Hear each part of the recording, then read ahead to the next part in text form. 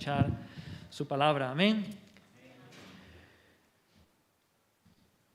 Muy bien, pues no soy profeta, no me considero profeta ni hijo de profeta, ¿no? Como diría también el profeta, pero estamos viviendo tiempos difíciles, ¿verdad? Parece que todo apunta a que, ya como nos decía Antonio al principio, vienen meses difíciles, años difíciles, y casi en todas las esferas de la vida, yo diría.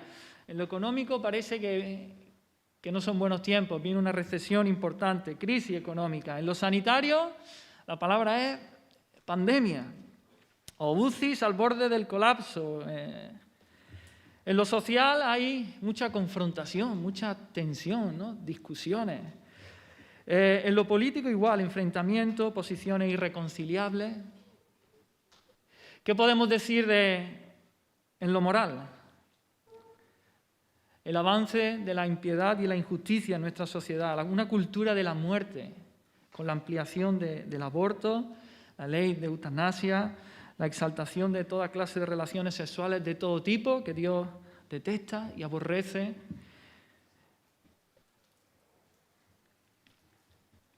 Este es el escenario, y si hay una palabra que quizás defina este tiempo, el tiempo que tenemos por delante. Si hay una palabra que defina este tiempo, a mí se venía a la mente incertidumbre, ¿no? Incertidumbre. No sabemos qué va a pasar. Cuando nos juntamos con la gente, bueno, a ver qué pasa, a ver cuándo termina esto, como también nos recordaba Antonio al principio. ¿Cuándo se acabará? Incertidumbre de cuándo se acabará la pandemia. ¿Será la vacuna eficaz? ¿Me pongo o no me pongo la vacuna? Incertidumbre respecto a cómo se transmite el virus. Hoy nos dicen una cosa, mañana nos dicen otra, o la contraria. ¿Qué medidas hay que tomar? ¿El aforo al 30%, al 50%? ¿Nos volverán a confinar? ¿A qué hora será el toque de queda? ¿A las 8, a las 11, a las 9? ¿Cuántas personas podremos reunirnos? ¿4, 6? Incertidumbre, ¿hasta qué hora pueden estar abiertas las tiendas? ¿Hasta cuándo tendremos que llevar la mascarilla?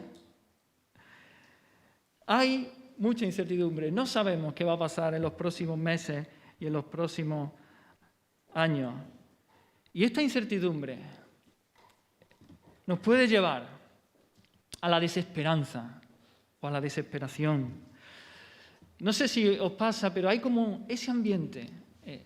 En el ambiente parece que hay esa emoción, ese sentimiento de desesperanza y desesperación. Eso nos puede llevar a la angustia, a no saber qué hacer, a no ver salida en toda esta situación y caer en la ansiedad, en la depresión.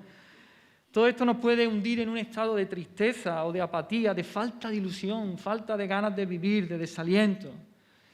Y pensando y meditando en todo esto, el Señor me llevaba a este texto que vamos a leer. Abrimos nuestras Biblias, hermanos, en Romanos capítulo 12.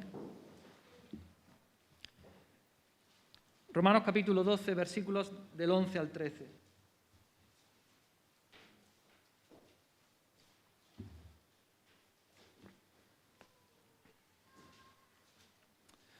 Romanos 12, capítulo 12, versículos del 11 al 13. Dice así: en lo que requiere diligencia, no perezosos, fervientes en espíritu, sirviendo al Señor, gozosos en la esperanza, sufridos en la tribulación, constantes en la oración, compartiendo para las necesidades de los santos, practicando la hospitalidad. Amén. Vamos a orar una vez más, vamos a poner este tiempo en las manos del Señor. Gracias, Dios mío, una vez más por tu palabra, Señor. Tu palabra que es lumbrera nuestro camino, Señor. Tu palabra que es nuestro alimento, Señor, nuestra guía. Gracias por tu palabra. Gracias porque tú te has revelado a través de ella y podemos conocerte. Y gracias por las promesas que podemos encontrar en ella, Señor. Te pido que en esta mañana nos hable, que en esta mañana nos alimente, Señor. Que en esta mañana, Señor, nos llene una vez más de tu Santo Espíritu. Que en esta mañana, Señor, tú derrames, Señor, de tu amor, por tu Espíritu Santo, tu amor y que inunde nuestros corazones. Que una vez más, Señor, en esta mañana tú nos llenes de esperanza, Señor. Que podamos mirarte a ti, Señor, mirar al siglo venidero, a lo que está por venir, Señor, y podamos llenarnos de esperanza y de gozo, Señor. Oh, muévete, Espíritu Santo. Tómame, Señor. Y a ti sea la gloria, siempre y siempre, Señor. Amén. En el texto que hemos leído se nombran muchas cosas muy importantes y que creo que van a ser cosas importantes, fundamentales en los meses que tenemos por delante. Son cosas en las cuales creo que como pueblo de Dios vamos a tener que perseverar, vamos a tener que trabajar y esforzarnos en ello. Se nos habla aquí de la pereza. Vienen tiempos en los que vamos a tener que trabajar y trabajar duro. Y si alguna vez nos hemos despistado y hemos sido perezosos, vamos a tener que dejarlo. Se nos habla de ser fervientes en espíritu y sin duda que vamos a necesitar, como nunca antes, hervir en el espíritu, llenos del Espíritu Santo, fervorosos en las circunstancias que se van a presentar. Se nos habla aquí de la esperanza cristiana y del gozo que viene con ella y cómo debemos regocijarnos en ella. Se nos habla de la tribulación y cómo tenemos que perseverar en medio de la tribulación y cómo tenemos que soportarla con paciencia. Se nos habla también de la oración y cómo debemos ser persistentes, diligentes y entregarnos a la oración. Se nos habla de las necesidades de nuestros hermanos, que nuestros hermanos pueden tener y cómo debemos de participar de esas necesidades y compartir con ellos. Se nos habla de la hospitalidad y de cómo tenemos que practicarla. Creo que todas estas cosas siempre han sido cosas fundamentales, características del pueblo de Dios, pero básicas e importantes y que vamos a tener que perseverar en ellas en los tiempos que vienen. Pero hoy, en el día de hoy, vamos a estar exponiendo lo que es el versículo 12, concretamente la esperanza cristiana. La esperanza cristiana que nos lleva al gozo, como dice el texto, gozosos en la esperanza. Así que el mensaje de hoy tendrá 2 puntos. 1, esperanza, 2, gozo. 1, la esperanza cristiana y otro, el gozo que produce esa esperanza cristiana. Así que, ¿qué es la esperanza cristiana? La palabra en griego es elpis, que significa lo que se espera. Lo que se espera. Y por definición la esperanza siempre está en el futuro, ¿verdad? En hebreo se dice la esperanza que está puesta delante de nosotros, lo hemos leído. En Colosenses se nos dice la esperanza que nos está guardada en los cielos. Siempre habla de algo que está por delante, que está por venir. Pero esta palabra, elpis, esperanza en griego, tiene una connotación de esperar algo, pero esperarlo con anhelo, esperarlo con placer, con expectación, con confianza, tener muchas ganas de que eso llegue y mirar hacia esa esperanza de esa manera. Dice en Tito 2:13, aguardando la esperanza bienaventurada y la manifestación gloriosa de nuestro gran Dios y Salvador Jesucristo. Aguardando, esa es la idea, ¿no? Con mucha expectación, con mucha expectativa, con muchas ganas, con deseos grandes de que eso que está por delante venga, suceda, acontezca. Ahora bien, ¿qué esperamos? ¿Cuál es la esperanza cristiana? ¿Cuál es el contenido de esta esperanza cristiana? Pues bien, hemos estado cantando también una canción y casi que bosqueja la canción, nuestra esperanza cristiana. Podemos decir que la esperanza de los hijos de Dios, la esperanza de aquellos que han nacido de nuevo, la esperanza de aquellos que han sido redimidos por Cristo, aquellos que se han arrepentido de sus pecados y que han creído en el Señor, es la esperanza del regreso de nuestro Señor. La esperanza de verle cara a cara, la esperanza de su segunda venida, de la manifestación gloriosa de nuestro gran Dios y Salvador, nuestro Señor Jesucristo. Es la esperanza también de que nuestros cuerpos sean redimidos, de que se nos dé nuestro cuerpo glorificado, cuerpos que ya no tendrán que enfrentar la enfermedad, el dolor, sino que estén sanos, cuerpos glorificados semejantes al de Cristo. Es la esperanza de estar libres completamente de lo que es la presencia del pecado. Ahora, cuando hemos venido a Cristo, ya somos libres de la esclavitud al pecado. El pecado no es nuestro dueño, no es nuestro jefe, no tenemos por qué obedecerle, pero aún hay restos de esa vieja naturaleza y seguimos luchando con ello. Pero cuando el Señor venga y estemos con Él, ya no habrá más pecado. Libres por completo de la presencia del pecado. Es la esperanza cristiana, es la esperanza de la vida eterna, hermano. La esperanza de esa vida que es plena, de esa vida abundante, de esa vida que es verdaderamente vida. La vida en la presencia de Dios. La esperanza cristiana es la esperanza, finalmente, de ver a Dios, de ver la gloria de Dios, de estar por la eternidad disfrutando de su presencia, de su compañerismo, de intimidad con nuestro Dios. Esa es nuestra meta. Hacia eso vamos y esa es nuestra esperanza, hermanos, y hacia eso tenemos que apuntar cada día, cada instante de nuestra vida. La vida para el cristiano no es una espera desesperada de un trágico final en un mundo dominado por el pecado, por la muerte, por la corrupción. No tenemos que vivir de esa manera. La vida cristiana es una anticipación anhelante de la liberación, la renovación y la recreación que Dios obrará al final de los tiempos cuando nuestro Señor regrese en gloria y en poder. Esa es la vida del Hijo de Dios. Esa anticipación expectante de lo que viene, hermanos. Nuestro Señor viene y estaremos con Él por la eternidad. Y esta esperanza es cierta. Esta esperanza es segura, hermanos. Cierta y segura. Hemos de distinguirla de la esperanza, de la palabra esperanza como la usamos en el lenguaje ordinario y cotidiano. En la vida diaria usamos esta palabra esperanza expresando un deseo de que algo bueno nos suceda en el futuro, ¿verdad? Deseamos que cosas buenas nos sucedan en el futuro.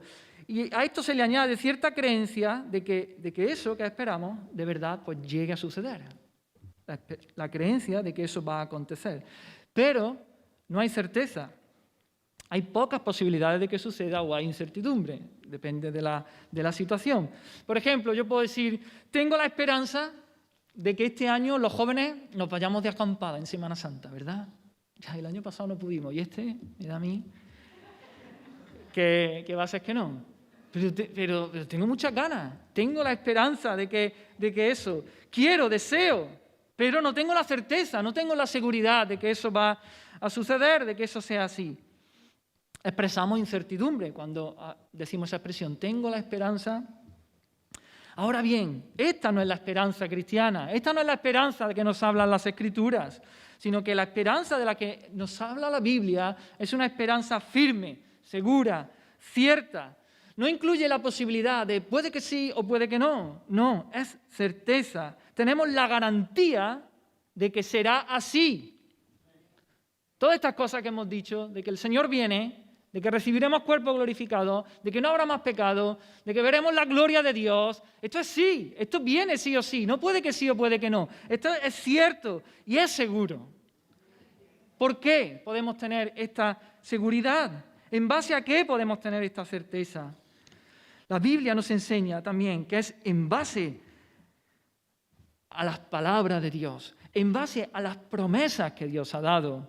Y esas promesas y esa palabra de Dios se cumplirán porque son de Dios, porque Dios las ha dicho, porque Dios las ha dado y Dios no miente. Dios no es hombre para que mienta, ni hijo de hombre para que se arrepienta.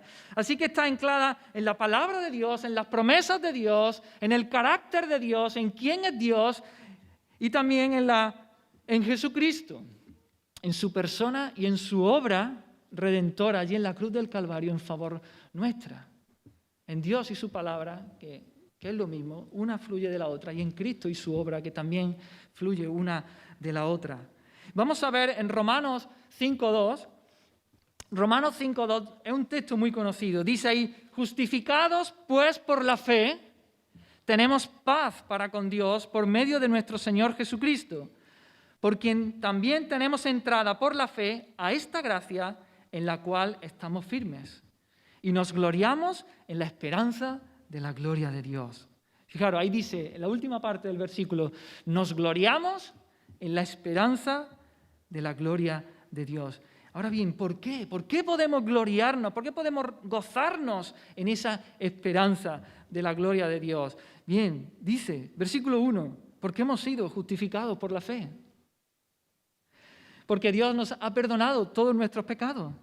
Porque Dios nos considera justos en base a la obra de Cristo, de su muerte vicaria en la cruz del Calvario en favor nuestra. Él ha imputado, ha puesto sobre nuestros hombros toda la justicia de Cristo y hemos sido declarados justos. En segundo lugar, dice que tenemos paz para con Dios. Gracias a Jesús, gracias a su obra, ahora estamos reconciliados con Dios. Ahora somos amigos de Dios, no somos enemigos de Dios, no tenemos a Dios como nuestro enemigo. Nosotros no somos su enemigo, sino que Él nos ha reconciliado en base a la obra de Cristo en la cruz. Y en tercer lugar, versículo 2, dice que estamos firmes en la gracia. Estamos, dice, en esta gracia en la cual estamos firmes. Gracias a Jesús tengo acceso a la gracia de Dios y ahí estoy seguro, estoy protegido como un bebé en los brazos de su madre. De manera que nuestra esperanza, hermanos, no está fundada en la arena. El cimiento de nuestra esperanza no está en la arena. El cimiento es algo seguro, inconmovible, que está basado y fundamentado en Cristo y en su obra allí en la cruz del Calvario, su obra perfecta y completa allí.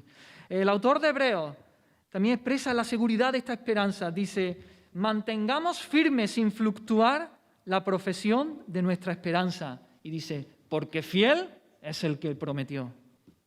Ahí la tenemos, porque fiel es el que prometió. Mantengamos firme, hermano, sin fluctuar la profesión de nuestra esperanza. Firmes, sin fluctuar, no de un lado para otro, firmes en la esperanza. ¿Por qué? Porque fiel es el que lo prometió. Porque fiel es Dios que lo ha prometido. Así que la esperanza tiene sus raíces en la fidelidad de Dios y en la promesa de Dios. Y un poco antes, en Hebreos 6, es el texto que hemos leído antes. Hebreos 6, del 17 al 20, dice, por lo cual, queriendo Dios mostrar más abundantemente a los herederos de la promesa la inmutabilidad de su consejo, interpuso juramento. Mira, está diciendo aquí, mira, Dios lo ha prometido y Dios además lo ha jurado. Su consejo, su propósito, sus planes se van a cumplir. ¿Por qué? Porque su promesa es inmutable y además Él lo ha jurado.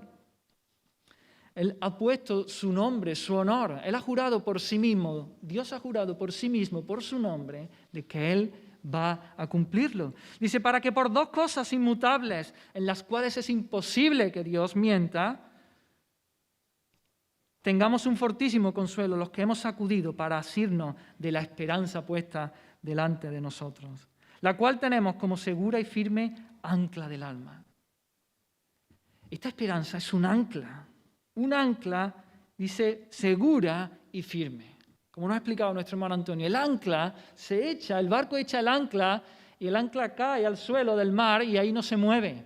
El barco ya no se mueve, venga lo que venga la tempestad o la tormenta, no se mueve. Así que esa es nuestra esperanza, segura como un ancla, firme como un ancla. Pero sigue diciendo, y que penetra hasta dentro del velo, donde Jesús entró por nosotros. Nuestro Señor Jesús vino a la tierra, vivió una vida perfecta, murió en la cruz del Calvario, fue sepultado, pero al tercer día se levantó de entre los muertos y ascendió a los cielos. Y entró allí, en los cielos. Esta es la imagen aquí. Al igual que el sumo sacerdote entraba una vez al año al lugar santísimo, cruzaba el velo, nuestro Señor Jesucristo entró en el lugar santísimo, verdadero, no el que era sombra, a los cielos. Allí está nuestro Señor Jesucristo, a la diestra en la majestad de las alturas, a la diestra del Padre. Y Él allí está ejerciendo, dice, entró como precursor, hecho sumo sacerdote para siempre. Él es nuestro sumo sacerdote. El sumo sacerdote intercedía, se ponía entre Dios y el hombre. Y eso es lo que está haciendo nuestro Señor Jesucristo a la diestra del Padre, intercediendo por nosotros, intercediendo por su pueblo. Y eso, hermanos, es una verdad que hace que nuestra esperanza sea segura. Tenemos asegurada la intercesión de Dios el Hijo a nuestro favor para que esa esperanza se cumpla.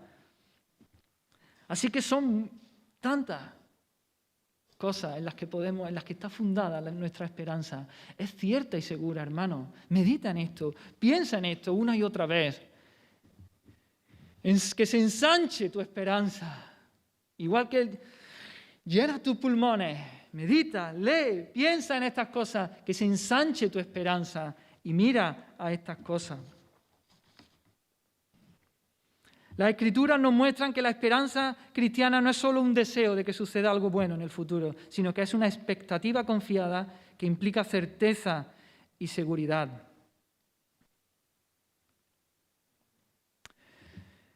Ahora bien, otro aspecto de esta esperanza cristiana que tenemos, los hijos de Dios, esta esperanza no se puede separar de la salvación.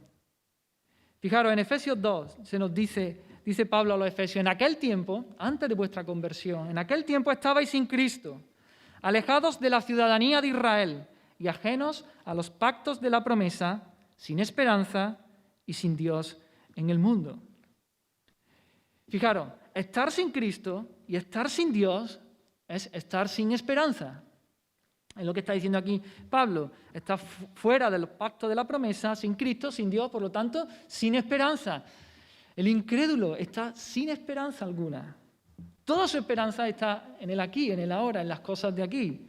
Además que puede que sucedan o puede que no sucedan. Ahora, Pedro, en su primera carta, nos dice que en la regeneración, en el mismo momento que nacemos de nuevo, Él imparte vida, nos cambia el corazón y nacemos a esa esperanza. Se nos da esa esperanza de la que hemos estado hablando. Dice, bendito, en 1 Pedro 1, bendito el Dios y Padre de nuestro Señor Jesucristo, que según su grande misericordia nos hizo renacer para una esperanza viva. En el momento en el que Dios nos hace nacer de nuevo, en el momento en el que Dios sopla la vida de Dios en nosotros y nacemos de nuevo, nacemos del Espíritu, nacemos, dice aquí, para una esperanza viva.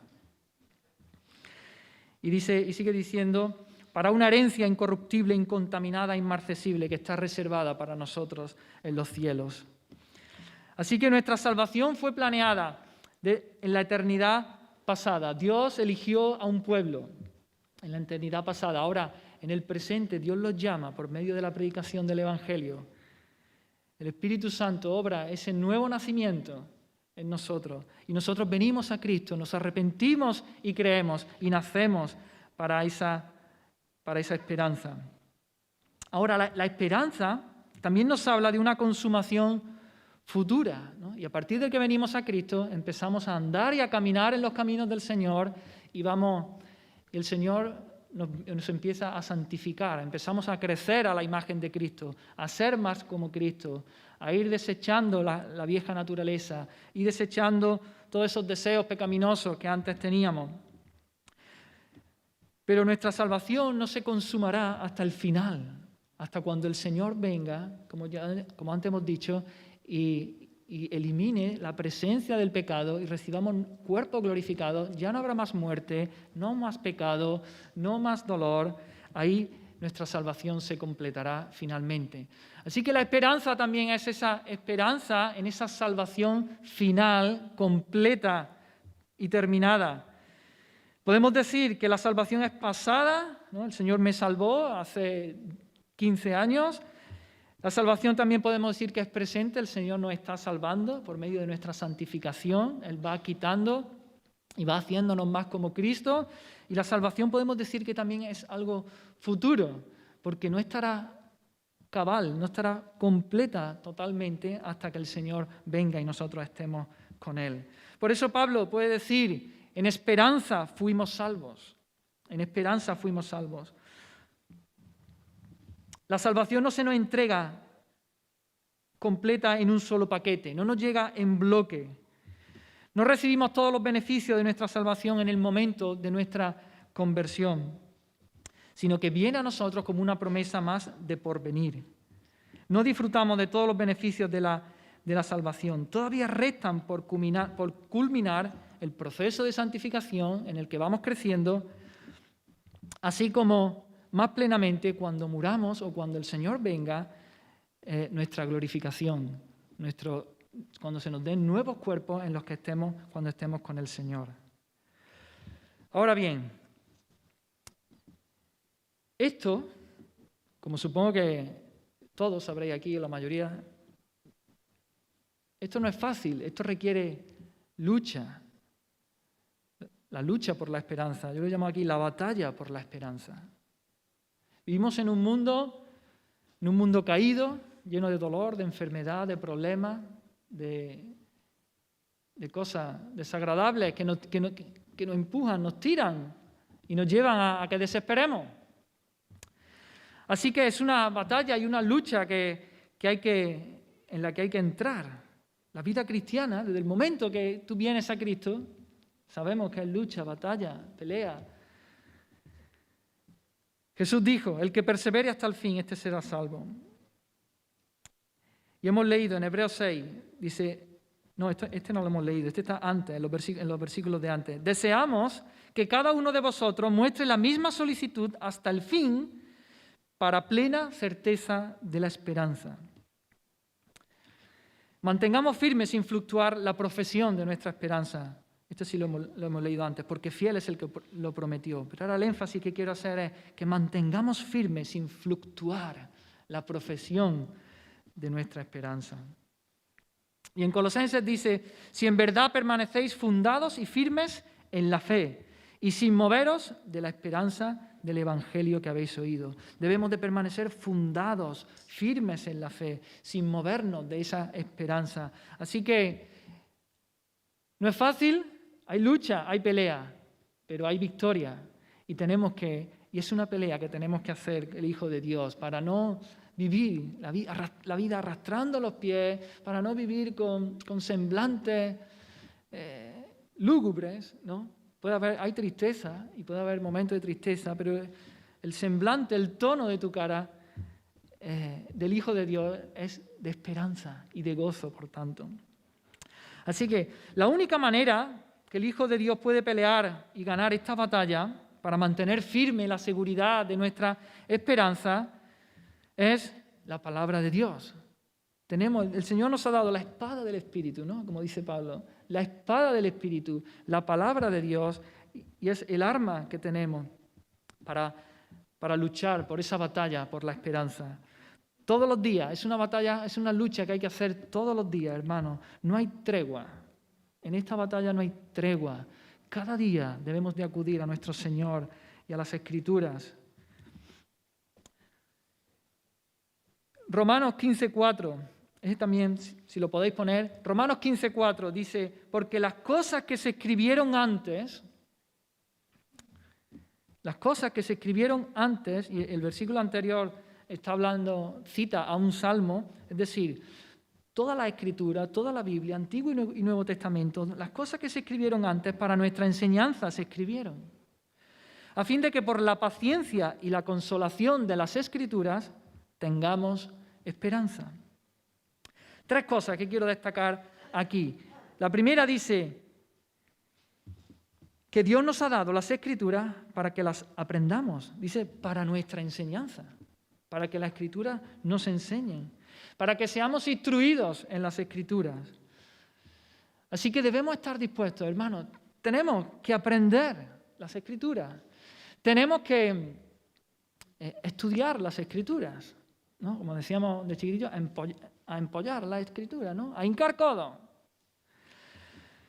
Si esperamos ser animados por ella, si esperamos ser alentados por medio de las promesas que hay en ella, debemos de meternos en ella, debemos de sumergirnos en ella, debemos de estudiarlas y aprenderlas. Porque si no, ¿de dónde va a venir tu esperanza? ¿De dónde va a venir el ánimo? ¿De dónde viene la fuerza para levantarte tú cada día y enfrentar el duro día y todas las cosas que hacemos? ¿Vas a ser animado por las palabras de otras personas, por las palabras de tu familia, de tus amigos o de tu esposa? Están bien. Eso, que te animen tu amigo, tu esposa, tus familiares. Pero las palabras que vienen aquí en la Escritura es la única que te va a dar verdaderamente aliento verdaderamente ánimo para mirar, levantar la mirada a la esperanza que tenemos por delante. ¿Te vas a alentar por tus propios pensamientos, tus propias ideas, tu monólogo, tu diálogo interno que tú haces? No, deja que sea la palabra de Dios la que te alimente, la que te aliente y traiga esperanza. Y este trabajo no es fácil, es una tarea ardua, requiere gran esfuerzo. Y esto tampoco quiere decir que todos nos vayamos a convertir en académicos de la Escritura, ¿no? y en superteólogos de la Escritura. El Señor ha repartido a cada uno distinta capacidad y cada uno, el Señor nos ha dado diferentes capacidades. Unos podremos profundizar más y otros menos, pero todos debemos profundizar y debemos aprender lo que la Escritura enseña.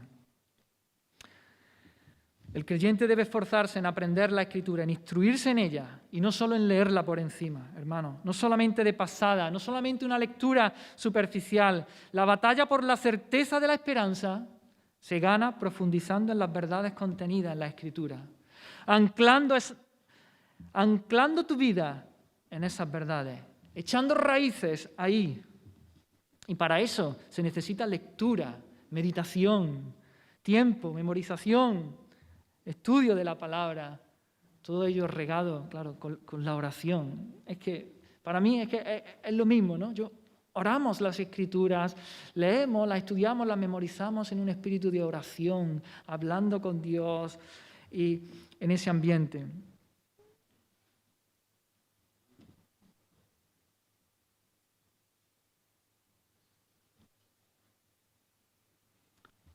A veces se ha hecho mucho énfasis o se ha menospreciado, se ha tenido en poco el estudio de la Escritura, ¿no? El estudio de la palabra de Dios. Y se ha hecho más énfasis en lo que es en la oración. Se decía algo así como hay que orar más y estudiar menos. Hay que buscar al Señor y dejarse de tanto estudio de la palabra. Pero esto no es una contradicción, ¿no? No tiene por qué ser una cosa excluyente de la otra, como he dicho. ¿Por qué no orar mucho estudiando las Escrituras? ¿Por qué no estudiar mucho las Escrituras orando mientras oro? Hay una anécdota del gran teólogo B.B. Warfield. Llegó un hombre y le dijo, ¿sabes una cosa? Se avanza mucho más estando 10 minutos de rodillas que 10 horas estudiando libros y estudiando la Biblia. Y la respuesta de este hombre le dijo, ¿y qué tal si pasamos 10 horas de rodillas, ¿no? Orando y estudiando las Escrituras, ¿no? ¿Por qué no hacemos las dos cosas? Hermano, te animo a que profundices en tu conocimiento de la Escritura, porque en esa medida tu esperanza va a crecer, tu esperanza se va a hinchar, tu mirada se va a levantar. A veces nuestra mirada se baja a las cosas de este mundo, a los problemas, a la pandemia, a la crisis, a esto, y bajamos nuestra mirada. Y debemos de apuntar y levantar nuestra mirada al Señor, al futuro que nos espera, a la esperanza gloriosa que tenemos por delante. Amén. Entonces hemos dicho que Dios nos ha dado las Escrituras para que las aprendamos, para que seamos instruidos en ellas. Pero sigue diciendo, ahí en Romanos 14, dice, se escribieron para nuestra enseñanza a fin de que por la paciencia y la consolación de las Escrituras, cuando las verdades de las Escrituras las entendemos correctamente, eso produce en nosotros paciencia y consuelo, como dice ahí. La paciencia es perseverancia, constancia. Es decir, que no nos hace tirar la toalla. Cuando nosotros nos metemos en las verdades de la Escritura, eso nos hace constantes, perseverantes. Es lo que necesitamos para seguir en el camino de la obediencia a nuestro Señor. Porque cuando todo lo que nos rodea está en nuestra contra, está en nuestra oposición, necesitamos de esa paciencia, de esa constancia, de esa perseverancia para continuar obedeciendo al Señor, para continuar amándolo. Y además también dice que produce consuelo. trae aliento, trae consuelo, trae esperanza a nuestra vida. Y eso lo necesitamos. Cuando nos introducimos en las Escrituras, ellas nos dan la perspectiva de Dios, la perspectiva de todas las cosas. Miramos la realidad ahora con las gafas de Dios, podemos decir, con las gafas de la eternidad. Y vemos las cosas que suceden, las cosas de este mundo en su justa medida, que son temporales, que no son eternas. Y eso hará que que una situación difícil sea soportable. Las Escrituras traerán aliento, traerán consuelo a nuestra vida, nos traerán esa fuerza para ser constantes y perseverantes en los tiempos difíciles. Así que si quieres tener el poder de perseverar, si quieres perseverar hasta el final en el camino de la obediencia al Señor, hermano, apaga la radio y medita en las Escrituras. ¿Quieres tener consuelo en tu vida? Pues apaga la tele y medita en la palabra de Dios. O apaga tu móvil, o el internet, o lo que sea. Y pasa más tiempo en oración y meditación de las Escrituras. Pasa más tiempo en la presencia de Dios que viendo la tele o escuchando la radio o leyendo el periódico o el Facebook o Instagram o lo que sea. No te digo que te abstraigas de la realidad. No te digo que te salgas del mundo.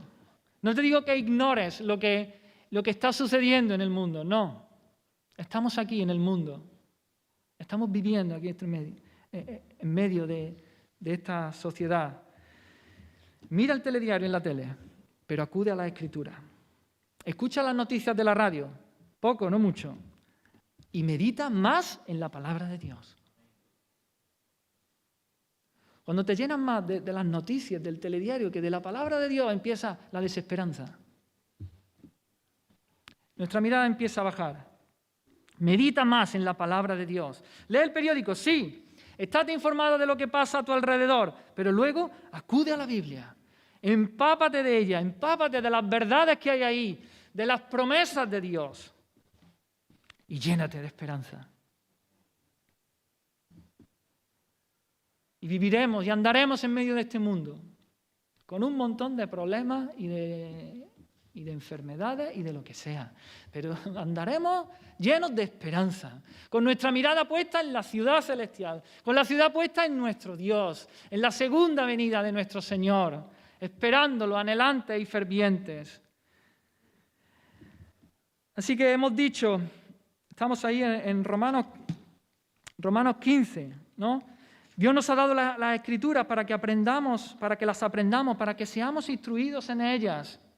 Y eso produce paciencia, ¿no? Constancia, perseverancia y consuelo, trae aliento. Y en tercer lugar, dice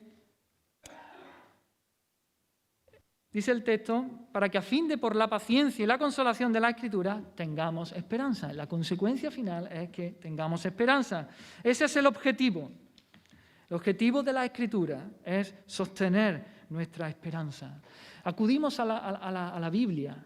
Y allí tenemos historias de hombres y mujeres que perseveraron, que obedecieron a Dios, que le sirvieron, y su ejemplo nos llena de esperanza. Tenemos ahí el ejemplo de Abraham. La semana pasada lo estuvimos viendo. El Señor lo llamó sin saber a dónde iba. Recibió promesa de una gran descendencia, de darle un pueblo. Sin embargo, a él, anciano, su esposa estéril, recibió promesa de una tierra y cuando llegó estaba ocupada por los cananeos. Pero él se llenó de esperanza, miraba al Señor. Dice en Romanos 4, él creyó en esperanza contra esperanza.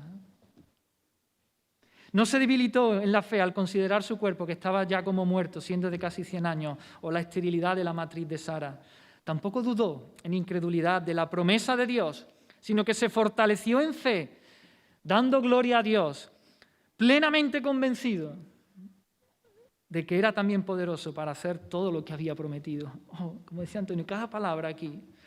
Se fortaleció en fe, no dudó por incredulidad, plenamente convencido.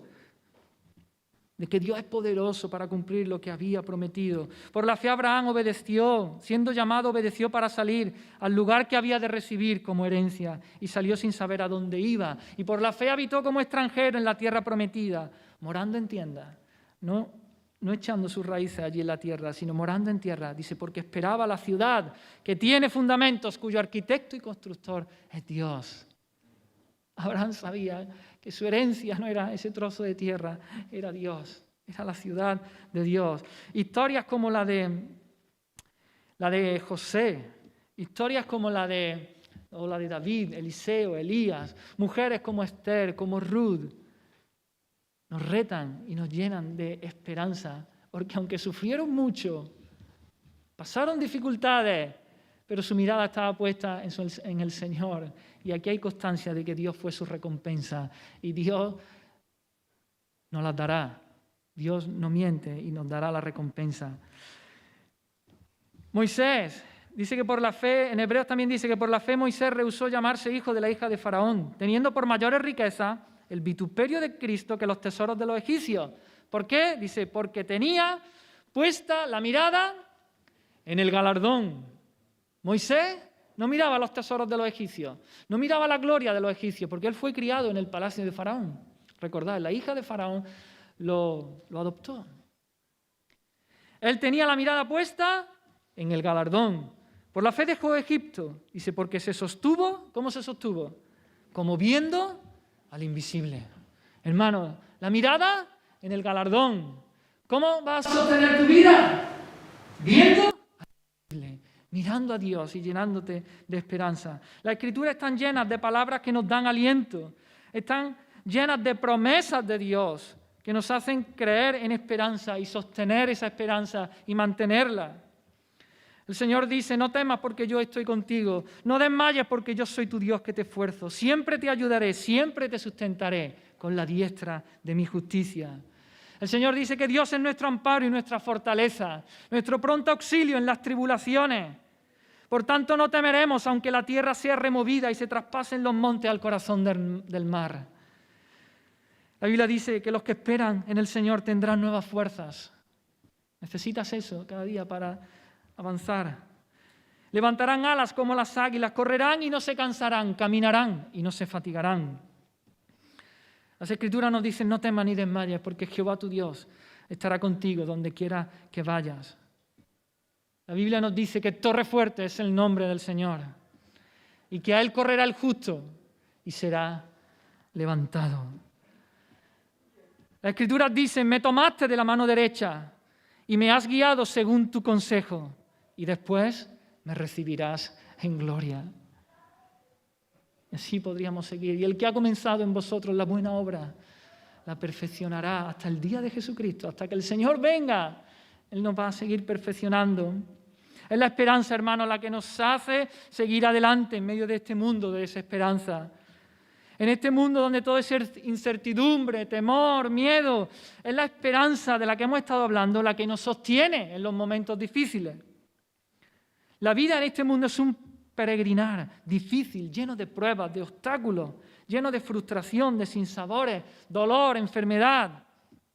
Y la fuerza para resistir proviene de la esperanza que tenemos delante de nosotros.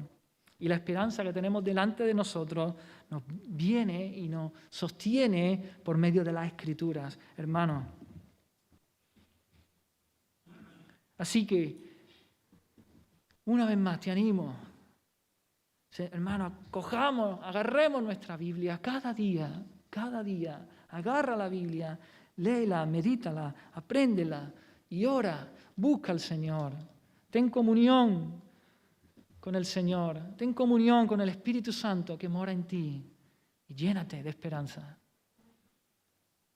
Que Dios por su Espíritu insufle y te llene y te expanda de esperanza y puedas salir a vivir la vida en este mundo lleno de esa esperanza, con muchos problemas, con dificultades, con enfermedades, pero mirando al Señor, mirando la esperanza que tenemos por delante.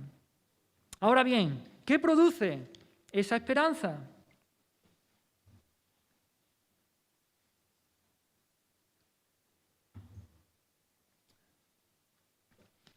¿Qué produce esa esperanza? Lo dice nuestro texto. Son 4 palabras. Dice, gozosos en la esperanza. Produce gozo. La esperanza cristiana produce el fruto del gozo. Sin la esperanza cristiana, en mi vida no puede haber gozo. Gozo de verdad. Nuestro texto dice gozosos en la esperanza. O regocijaos en la esperanza, dicen otras traducciones. Podríamos parafrasearlo de la siguiente manera. Que tu gozo sea el gozo que proviene de la esperanza. O lleva el fruto del gozo en el pámpano de la esperanza. Este es muy poético. O alégrate porque tienes esperanza. El texto lo que está claro es que establece una relación fuerte entre gozo y esperanza, entre esperanza y gozo. Una lleva a la otra. ¿Cuáles son las características de este gozo cristiano? El gozo cristiano es, hermano, una respuesta espontánea y emocional del corazón. Una respuesta espontánea y emocional con nuestras emociones del corazón. No es un acto de fuerza de voluntad. No es algo que yo pueda decidir, ahora voy a gozarme. El gozo es una respuesta emocional y espontánea. Pedro en su primera carta dice, vosotros os alegráis con gozo inefable y glorioso. Una expresión muy conocida de Pedro. Gozo inefable y glorioso. Y el contexto de esas palabras, él está hablando de la salvación final y completa que se llevará a cabo cuando Cristo regrese. Cuando Cristo regrese, nuestra salvación se verá ya redonda, completada finalmente. Y dice que eso nos llevará al gozo inefable y glorioso. Los lectores a los que le escribe Pedro, ellos están pasando por dificultades, están pasando por tribulación y por persecución. Y ellos, a pesar de eso, se están alegrando. Ellos se están gozando en su salvación. Se están gozando porque el Señor los ha salvado. Están llenos de pruebas y de dificultades, pero se gozan. ¿Por qué? Porque aman a Cristo, porque creen en Él, porque los ha salvado. Y eso hace, como consecuencia, que ellos estallen en gozo, que ellos exploten, que se alegren con ese gozo inefable y glorioso. De manera que no podemos decidir regocijarnos, me voy a gozar, me voy a gozar, me voy a gozar. No, es una consecuencia, es una respuesta. Lo que sí podemos hacer, lo que sí puedes hacer, hermano, es hacer cosas que puedan llevarte y traerte a que ese gozo se provoque en tu vida. Y eso es lo que tenemos que hacer por medio de la esperanza. Acudo a la Escritura, me lleno de esperanza y cuando lo veo, estoy esperando al Señor, el gozo viene y brota y explota y fluye. Es como un barco de vela, imagínate un barco de vela en mitad del océano.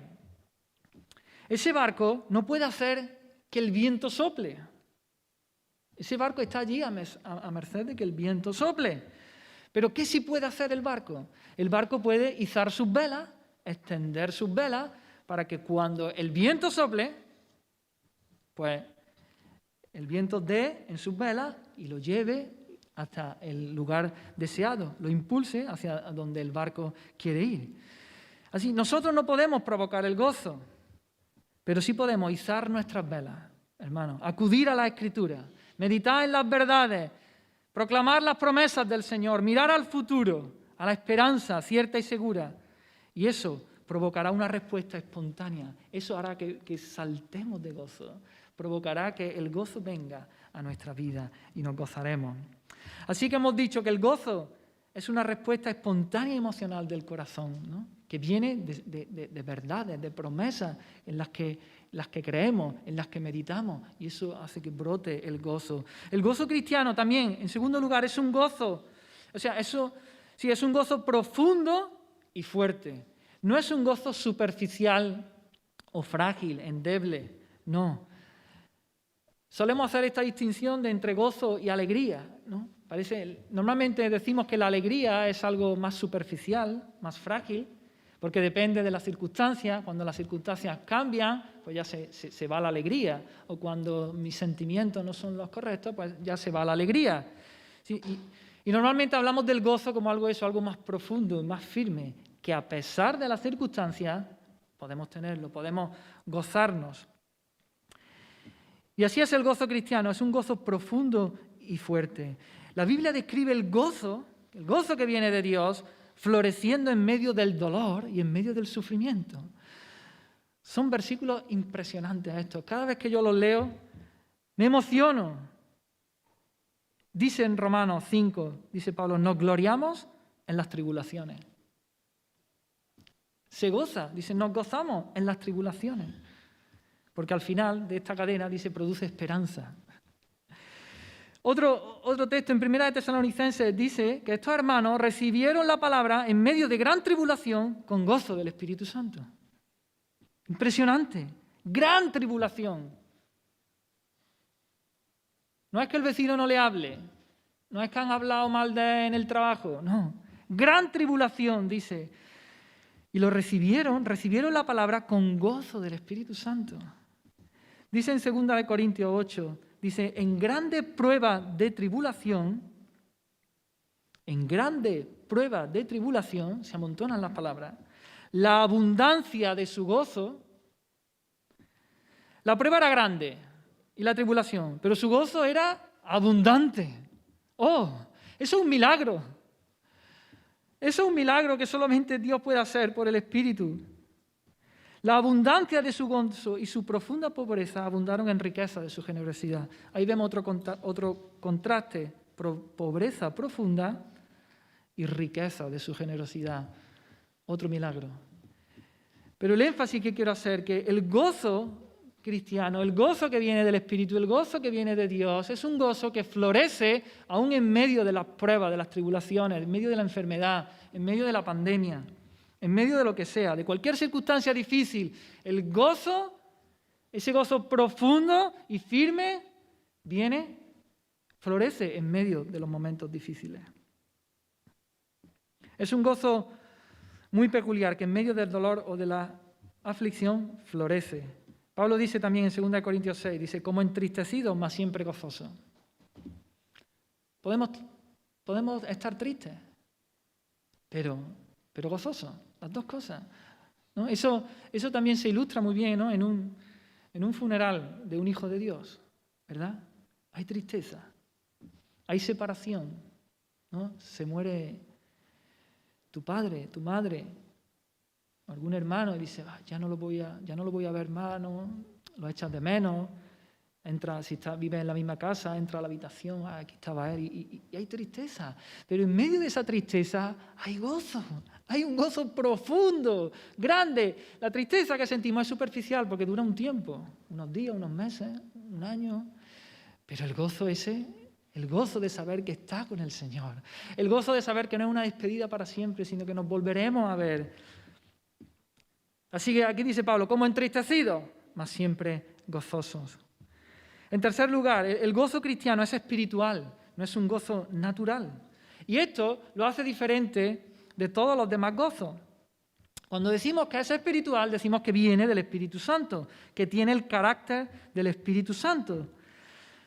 Hay un gozo natural que viene del espíritu del hombre.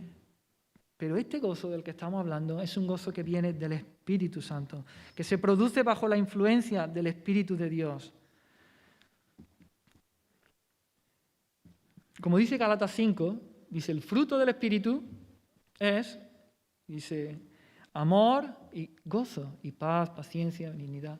Dice más cosas, pero el fruto del Espíritu es gozo. Ese es el gozo que viene del Espíritu. Ya hemos leído en Tesalonicenses, dice que recibieron la palabra en medio de gran tribulación con gozo del Espíritu Santo. Es el gozo que viene del Espíritu Santo. En Romanos 14 también dice, el reino de Dios no es comida ni bebida, sino justicia, paz y gozo en el Espíritu Santo. Jesús animó así también a sus discípulos. Le dijo, estas cosas os he hablado para que mi gozo esté en vosotros y vuestro gozo sea cumplido. Hablo esto en el mundo para que tengan mi gozo cumplido en sí mismos.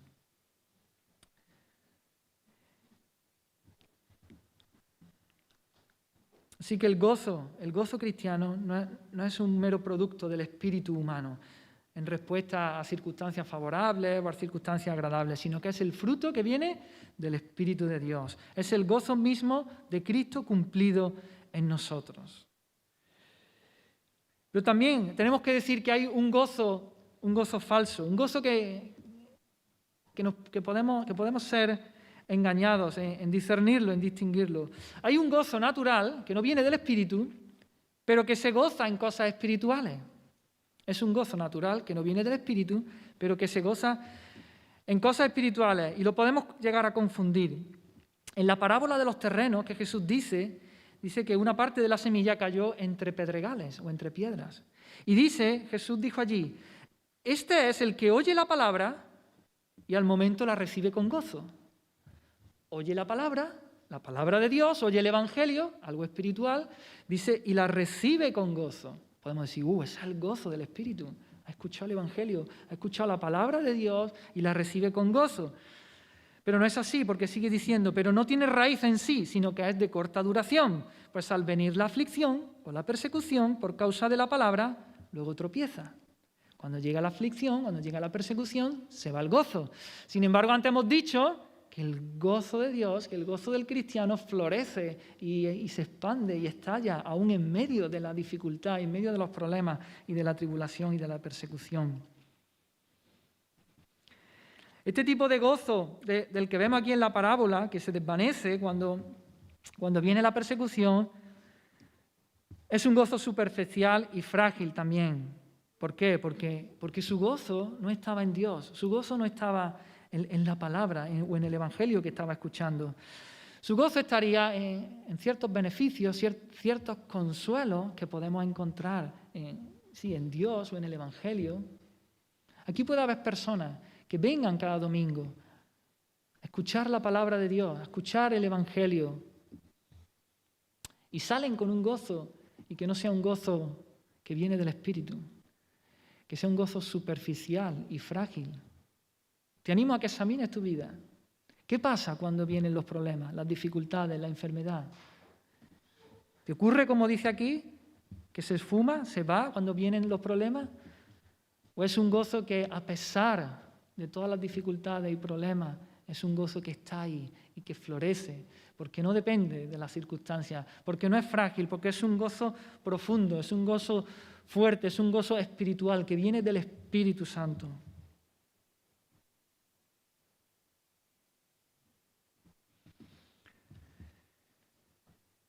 Así que hemos visto las características del gozo, las características del gozo cristiano. Y ya para ir finalizando, me resulta muy curioso. Nuestro texto dice, gozosos en la esperanza. Hay un mandamiento a gozarse.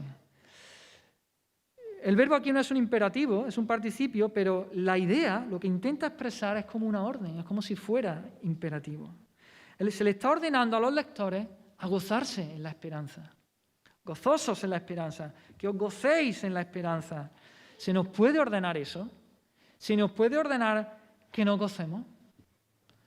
Aún más cuando ya hemos dicho que el gozo es una respuesta emocional, que no es algo que podemos fabricar, que no podemos forzar nosotros por nuestra propia voluntad, sino que es un fruto del Espíritu Santo. ¿Se nos puede ordenar que nos regocijemos? La respuesta es sí. Aquí lo tenemos. Y no solo aquí, las Escrituras nos dicen una y otra vez, nos ordenan una y otra vez a que nos gocemos. Jesús dijo, gozaos y alegraos, porque vuestro galardón es grande en los cielos. ¿Veis? Otra vez, el galardón. Gózate, alégrate. ¿Por qué? ¿Porque todo me va bien? ¿Porque todo es color de rosa? No, porque vuestro galardón en los cielos es grande. En Tesalonicenses, Pablo le dice, estad siempre gozosos. En Filipenses le dice Pablo, regocijaos en el Señor siempre. Otra vez os digo, regocijaos. Pedro dice en su primera carta, gozaos por cuanto sois participantes de los padecimientos de Cristo. Se nos ordena el gozo, se nos ordena que nos gocemos. ¿Por qué se nos ordena? Porque debemos tenerlo, porque es algo que el Hijo de Dios, que el creyente debe tener. Porque Dios es digno de que nos deleitemos en Él. Porque Dios se merece que nos gocemos y que nos gocemos en Él. Porque Él nos creó para Él, porque Él nos creó para su gloria, porque Él nos creó para que nos deleitáramos en Él, para que lo gozáramos, para que lo disfrutáramos. Y cuando no lo hacemos, no estamos obedeciendo los mandamientos del Señor y estamos ofendiendo al Señor y no estamos rindiéndole el culto, la dignidad que Él se merece, porque Él nos ha hecho para eso. Él es exaltado y glorificado cuando nosotros nos gozamos en Él. ¿Qué pasa? Que aún tenemos restos de nuestra vieja naturaleza y nos tiran y nos dan empujones para que nos gocemos, en lugar de en Dios, nos gocemos en las cosas de este mundo. Me goce en la familia, me goce en mi trabajo, me goce en el dinero, en las posesiones, o me goce en otras multitud de cosas. Y al hacer eso, no estamos glorificando a nuestro Señor. Ahora bien, se nos ordena gozarnos. ¿Cómo podemos gozarnos? Y aquí cerramos el círculo. ¿Cómo podemos gozarnos? Dice nuestro texto. Gozosos en la esperanza. ¿Qué relación existe entre el gozo y la esperanza? Ya lo hemos venido diciendo durante todo el tiempo. La esperanza es la fuente, es la gran fuente del gozo. El gozo del creyente surge de su esperanza. Cuanta más esperanza tengo, más gozo tengo. Por lo que el creyente debe trabajar, por lo que debemos trabajar, hermanos, es ir en pos de la abundancia de esperanza. Tener mucha esperanza, porque eso se convertirá, eso redundará en mucho gozo, aún en medio de cualquier circunstancia. ¿Y cómo hacemos esto? ¿Cómo puedo abundar en esperanza? Ya lo hemos dicho también, la batalla por la esperanza. Debemos exponernos a la Escritura, a las verdades reveladas allí, a las promesas de Dios. Y esto hará que levantemos nuestra mirada al Señor, que levantemos la mirada a ese día cuando el Señor venga, cuando se nos den nuevos cuerpos glorificados, cuando ya no habrá más enfermedad, más dolor, cuando ya no habrá más pecado, más muerte, cuando veremos a Dios, cuando disfrutaremos de la gloria de Dios, de su presencia inmediata y podamos disfrutar de intimidad, de la vida eterna.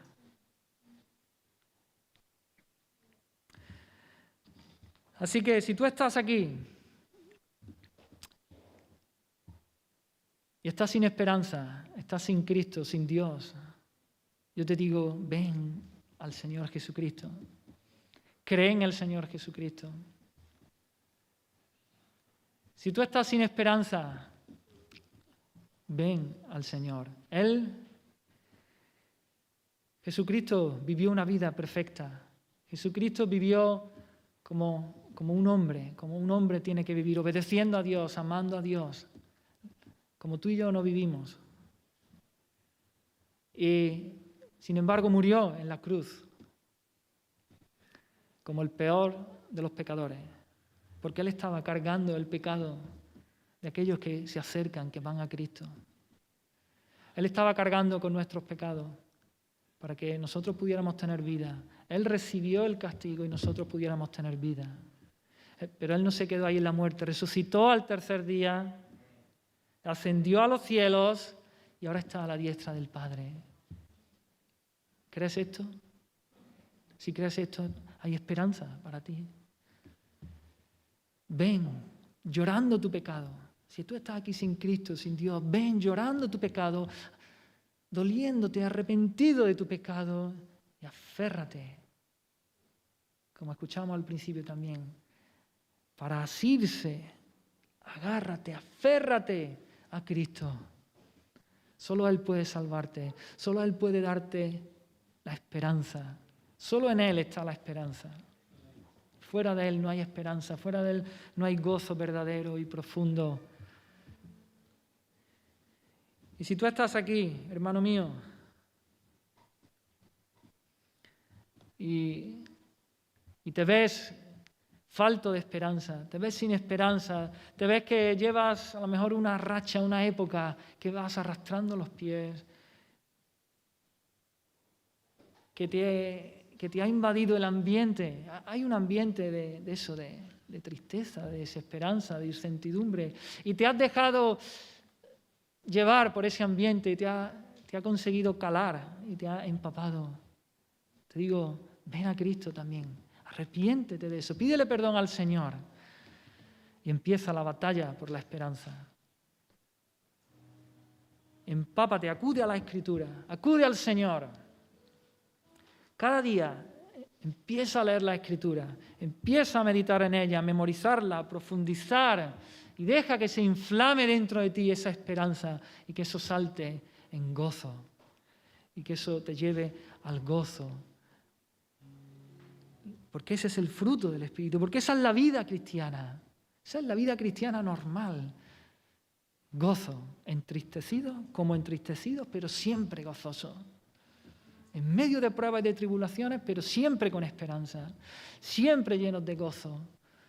Oh, hermano, si esta no es tu experiencia, ay, clama al Señor y pelea y lucha la batalla. Acude cada día al Señor y a la Escritura y a su palabra y a sus promesas. Vamos a orar. Gracias, Señor, por tu palabra. Damos gracias una vez más por Jesucristo. Su vida perfecta, su muerte en la cruz, su resurrección, su ascensión a los cielos, su intercesión a favor nuestra. Gracias, Señor. Gracias porque tú nos has hecho renacer para una esperanza. Porque te esperamos, Señor. Esperamos tu venida, Señor. Ven, Señor Jesús. Ven a por tu pueblo. Ven a por tu iglesia, Señor. Ven pronto, Señor. No tardes, Señor. Y mientras tanto, Señor, oh, ayúdanos, Espíritu Santo, a no bajar nuestra mirada, Señor. A tener nuestra mirada puesta en ti. A tener la mirada puesta en esa segunda venida, Señor. En ese día cuando te veremos cara a cara, Señor. Oh, Espíritu Santo, llénanos. Oro por mis hermanos, Señor. Si hay alguno, Señor, que ha perdido de vista estas cosas, Espíritu Santo, redargúyelo y levántalo y levanta su mirada. Tráele a la memoria todas tus promesas, toda tu palabra, Señor. En el nombre de Jesús, Señor, hazlo. Te amamos, Señor. Perdónanos por las veces que perdemos de vista estas cosas, por la cantidad de veces que nos vemos enredados, Señor, en los trajines de esta vida, Señor, y no te miramos a ti, no miramos al futuro, a esa esperanza segura, cierta. Oh, Señor, hazlo, Señor. En el nombre de Jesús. Amén, Señor. Amén.